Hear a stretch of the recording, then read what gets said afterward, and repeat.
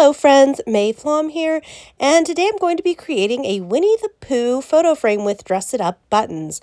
For this project, I'm using the Winnie the Pooh Disney buttons. I'm also going to be using some of our new confetti buttons and decorating a white 4x6 photo frame.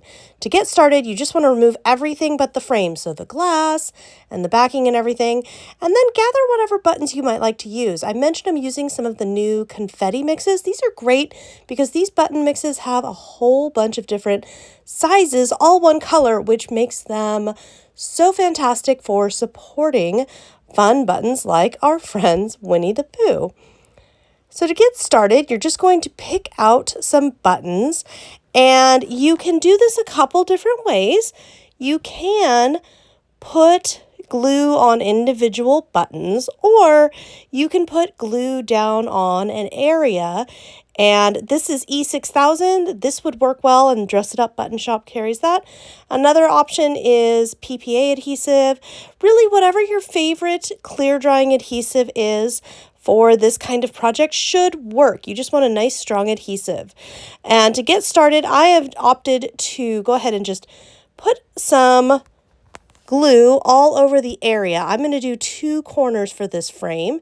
So I'm just going to put the glue all over the corner, and then I will start adding buttons. I like to start at the corner and work out. Now you'll notice I'm just doing solid color buttons because I want this to be my first layer. This is going to be what we put down and what we work with here as a base layer. We'll put Winnie the Pooh and a couple other things on top. That's one of the tricks I like to do to get more depth and to really fill up a corner more. The only rule I really adhere to is whatever the bottom of the frame is, unless I know I'm hanging it on a wall, I just make sure no buttons are going over the edge of the bottom.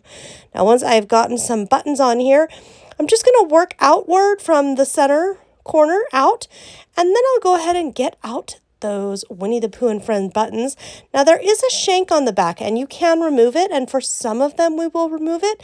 However, on others like Winnie the Pooh, where I intend to set him, the shank's actually going to help secure him. It will go up against a button and combined with the liquid adhesive will actually secure him better.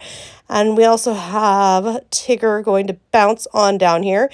These buttons are so much fun, and this will make a great trip to Disney World or Disneyland, photo frame, or Halloween. If you dressed up as one of these characters, it's make a great gift. It's just a lot of fun, and these frames are so easy because you're just going to put glue down, arrange your buttons how you would like them, repeat until you are complete, let the glue dry, and then you are ready to gift this or use it.